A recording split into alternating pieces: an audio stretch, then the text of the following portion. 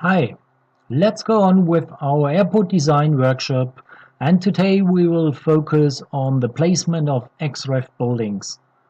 We will start in Google Maps, and you see this is the airport area I've excluded from Cultivation, and we will place these buildings manually. So our first step is to enlarge it a little bit, press the right button and measure distance.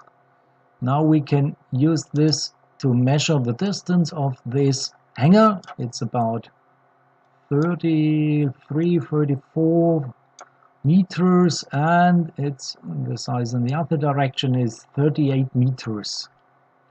Now we have to go to the Xref library. This is something I have included in my airport design package, so you can go through this library and pick up the buildings which will fit to our airport. I've already pre-selected a hangar. Let's go on with that hangar, and the dimensions are X33 and Y35. So go back to AC3D. I enlarge this a little bit. I just place a box and I enter the size, so it's already here 33 and 35, and also the height is here, so let's size 2. Now we move that on top of our aerial image, and one step is important, don't forget it. You have to set these box sections to the height of 0. So let's get the coordinates. Let's enter the 0 and say move to. I show it to you. Now here you can see half of the building is above the ground, the other one is below the ground, but the center is 0, and that's fine for what we have to do. Our next step is to name that building with the Xref name. So in our image you can see this name. You have to just enter this. I do it quite different. I just press S for save and I copy that name and enter this here in my object property editor as this name. The URL you have to enter is the rotation angle. I don't have to rotate this. This is fine, so I have a rotation angle of 0 here. And we've just done our first building. Now it's easy to do the second one.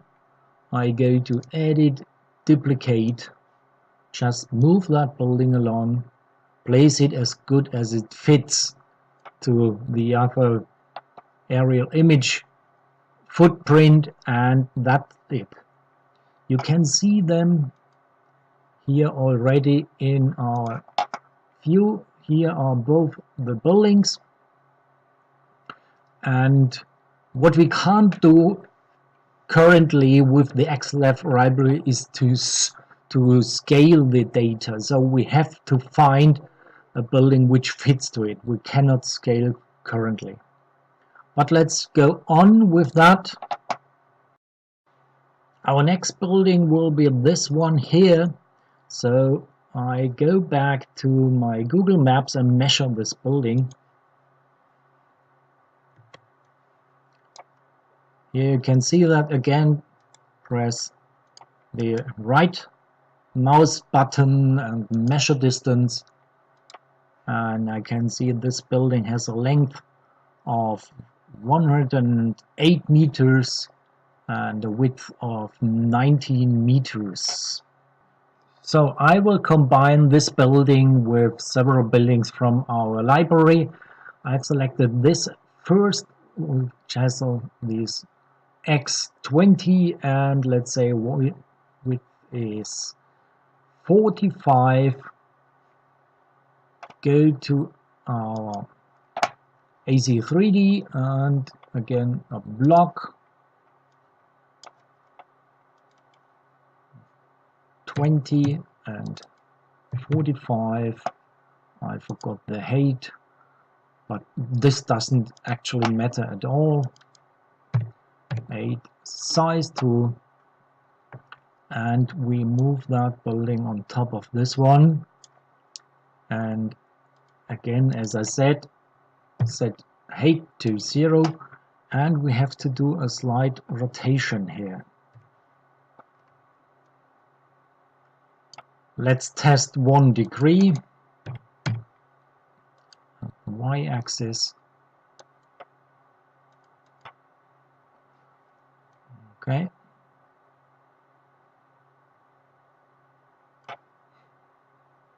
And now again we have to name it. Copy that name.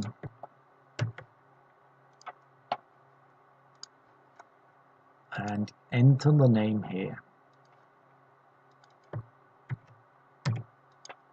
Rotation 1 degree. So this is done.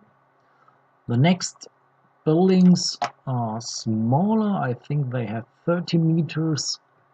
And when we use 2 of them, we will get 60 meters. That's fine. So next block, just 30.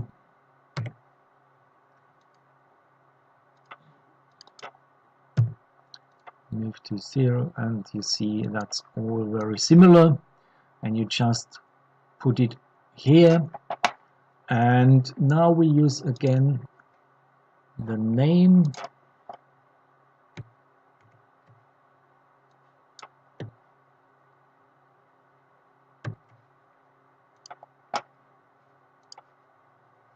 To be entered, and the rotation.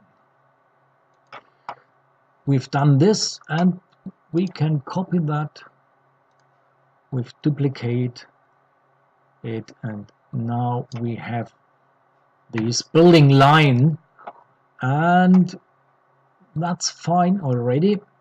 Let's see it here. Okay.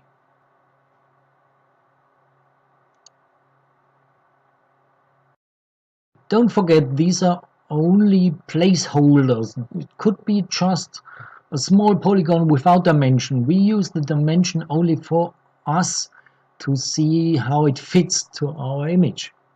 There's one small hanger which is quite nice, very typical one, and I think we have these hangers also in our library. Here they are. Let's take this with the dark roof. That's nice. 12 meters to 15 meters. Okay, again a box. 12 to 15. Size 2. And again 8, 0. And we place that as well here with the same rotation as the other ones. So we've done that first row of hangers. Just missing the name.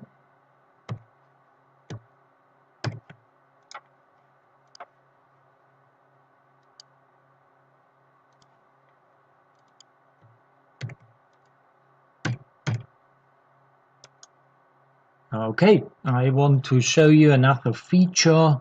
So first let's place a tower in an area where there isn't one. We go to our library.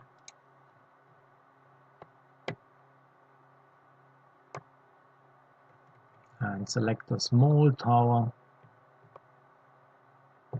Which is nice, with 6 to 8 meters. So let's do that block. 6 to 8 and 8. 21. You see that building again, 0, 8. And now I want to rotate that to align the long side to the runway, something like that. Shift it here. And now, I don't remember the rotation angle, how to get that. There is a nice tool in Windows 10.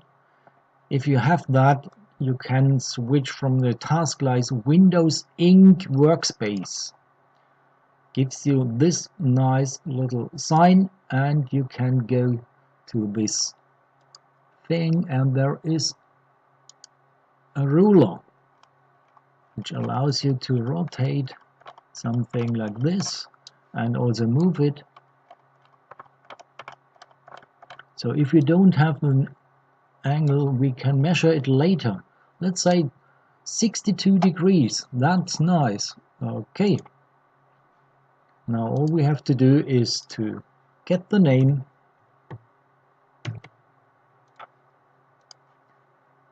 enter it,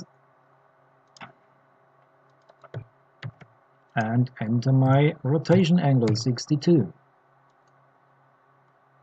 So we've done several buildings here, and just do one more for an aircraft. Let's select just the Cessna 172. Copy that name already and do 8 by 11 meters box.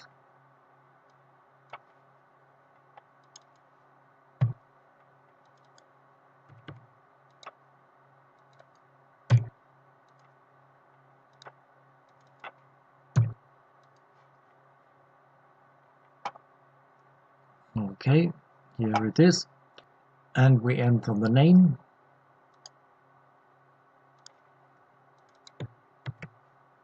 And let's see whether we need some rotation angle. I just select this 90. Let's see what happens there. Okay, now we've done several buildings and one aircraft, and if we check this view, you can see all that stuff. And I will select all these objects and group them, rename the group, and this is my Bermuda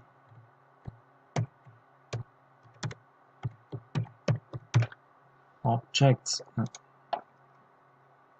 we have done right now. That's it for the moment. Next video will show how to export all that stuff to Aerofly FS2. So stay tuned for the next video and see you. Bye.